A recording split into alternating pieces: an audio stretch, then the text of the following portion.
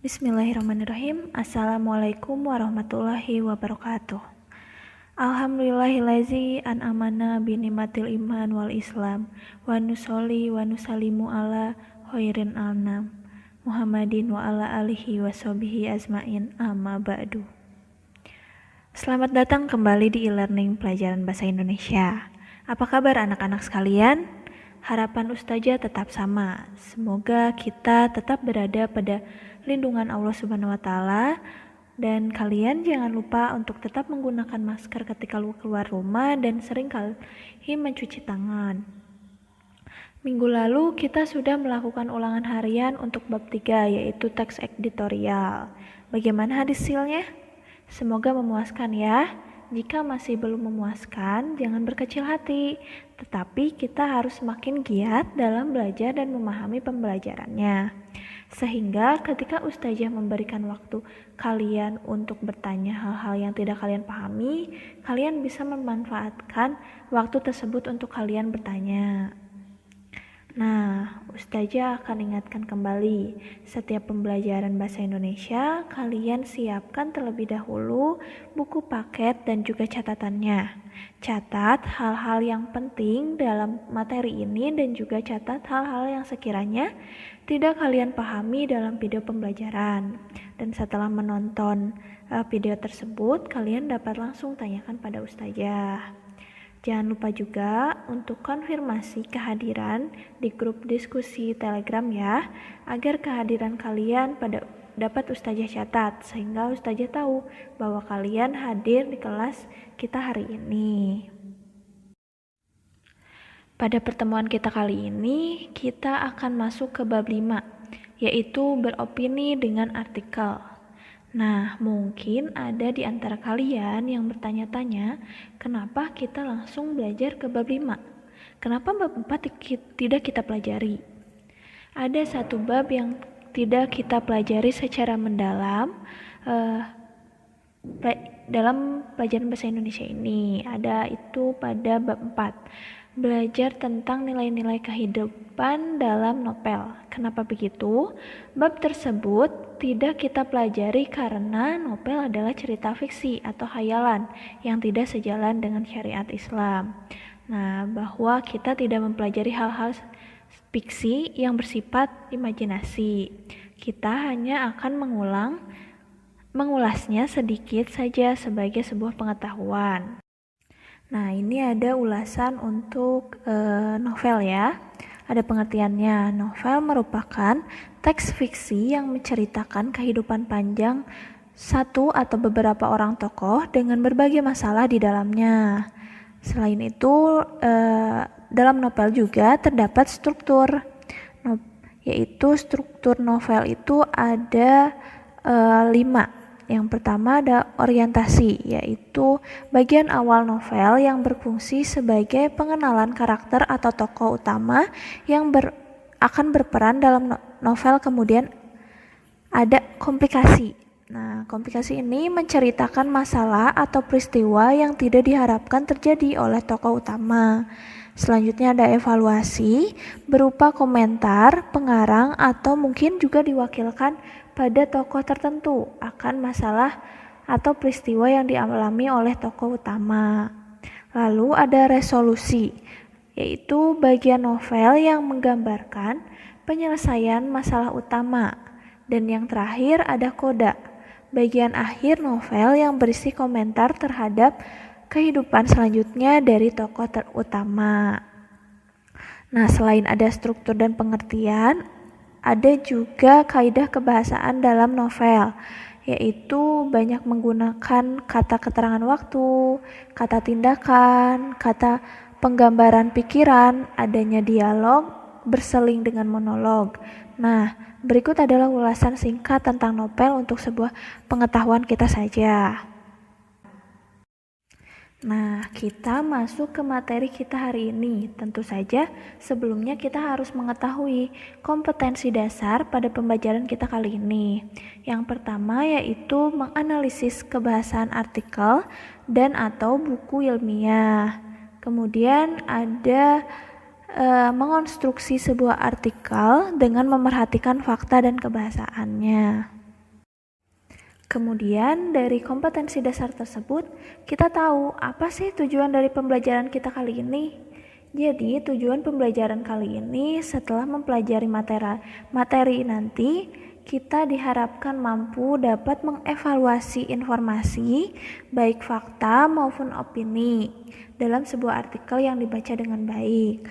Dan juga agar kita dapat menyusun opini dalam bentuk artikel dengan benar. Semoga tujuan pembelajaran kita kali ini dapat tercapai dengan maksimal ya. Nah, artikel merupakan tulisan yang enak dibaca serta menambah wawasan dan ilmu pengetahuan. Topik-topik yang dibahasnya selalu dipastikan aktual dan relevan dengan keperluan pembacanya. Apabila menguasai topik atau isu tertentu, kita pun harus terdorong untuk menulisnya. Dengan begitu, kita bisa menyampaikan berbagai pendapat dan fakta kepada orang lain. Opini kita pun akan mendapatkan tanggapan yang mungkin dapat membuat kita menjadi manusia yang lebih baik. Jadi, ketika kita tahu tentang sebuah isu atau topik dan kita terdorong untuk menuliskannya, itu sangat baik ya. Jadi, memberikan ilmu kepada orang lain. Nah, pada bagian A ini kita akan mempelajari bagaimana mengevaluasi informasi dalam artikel. Jadi, apa itu artikel? Artikel adalah tulisan lengkap dalam media massa yang membahas isu atau topik tertentu yang aktual secara lugas. Nah, artikel memiliki kesamaan dengan esai.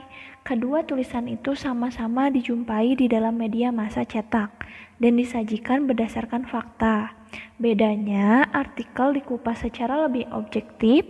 Uraian dalam artikel berangkat dari sesuatu yang dipikirkan dan bukan dari sesuatu yang dirasakan. Jadi, keobjektifan itu diperlukan di dalam artikel. Jadi, tidak boleh menggunakan perasaan, tetapi harus menggunakan logika. Nah, artikel ini memiliki beberapa ciri. Jadi, artikel ini berbasis fakta. Jadi, apa yang tertulis di dalam sebuah artikel haruslah sesuai atau muncul dari fakta. Kemudian, ciri selanjutnya adalah menyatukan opini dengan isu faktual. Jadi, di dalam artikel ini pun terdapat opini yang harus berdasarkan dari fakta tadi. Jadi, tidak boleh opininya benar-benar muncul dari kita, tetapi harus muncul dari fakta tersebut. Kemudian ciri selanjutnya adalah pembahasannya objektif.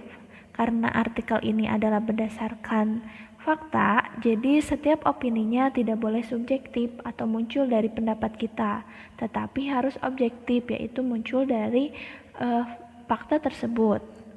Selanjutnya ada struktur dari artikel ini sistematis. Jadi dalam artikel strukturnya harus sistematis atau berurutan. Yang terakhir, artikel menggunakan bahasa yang baku. Setelah mengetahui pengertian dan juga ciri-ciri dari artikel, sebagaimana yang telah dikemukakan sebelumnya bahwa artikel selalu mengandung fakta dan opini. Jadi fakta itu merupakan pernyataan yang menggambarkan suatu kenyataan secara apa adanya. Dan demikian sesuatu fakta merupakan sesuatu yang pasti benar adanya. Nih ada contoh ya, misalnya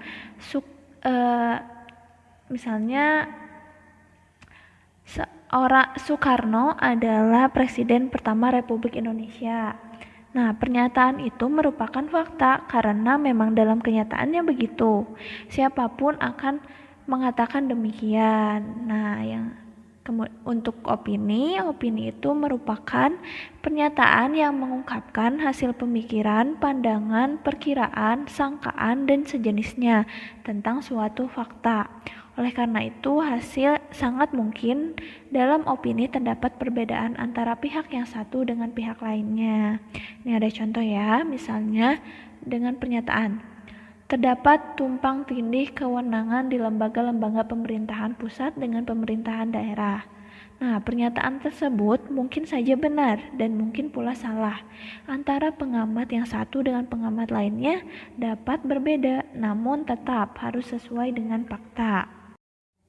Selanjutnya adalah bagian B, yaitu penyusunan opini untuk artikel.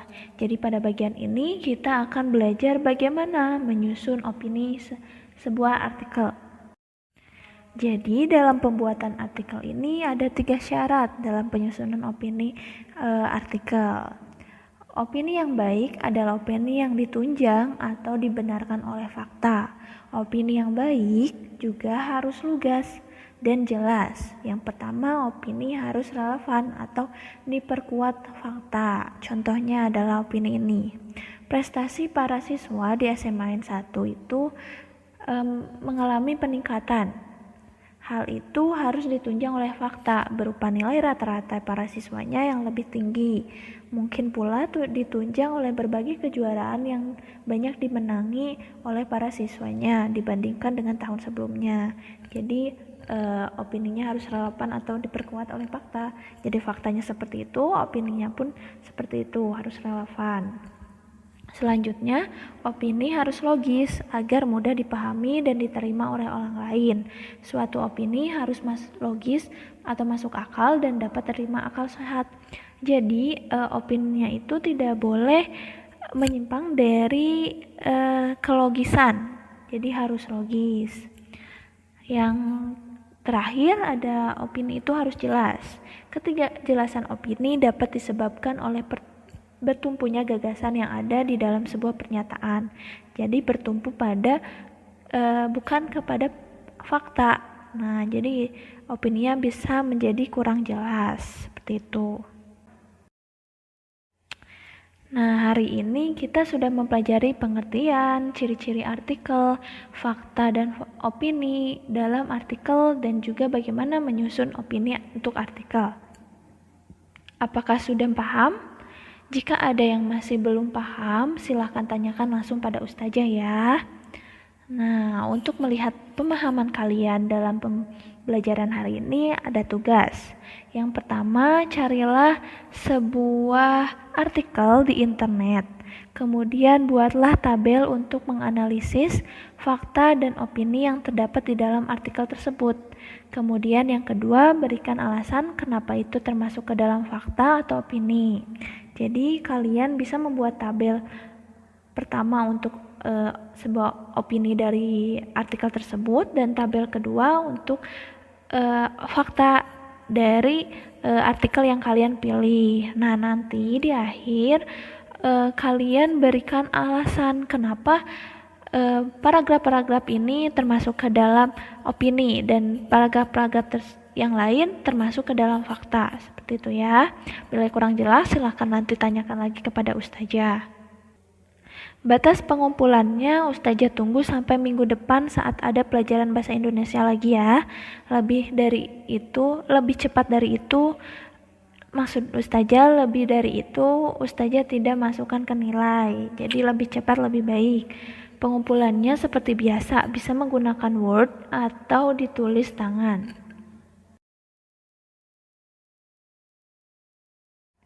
Insya Allah untuk minggu depan kita masih akan melanjutkan pembahasan bab 5 ini bagian C dan D. Semoga apa yang kita pelajari hari ini bermanfaat untuk kita. Setelah ini kita akan diskusi di grup Telegram ya. Terima kasih atas perhatiannya. Semoga kita diberikan kesehatan selalu oleh Allah Subhanahu wa taala. Wassalamualaikum warahmatullahi wabarakatuh.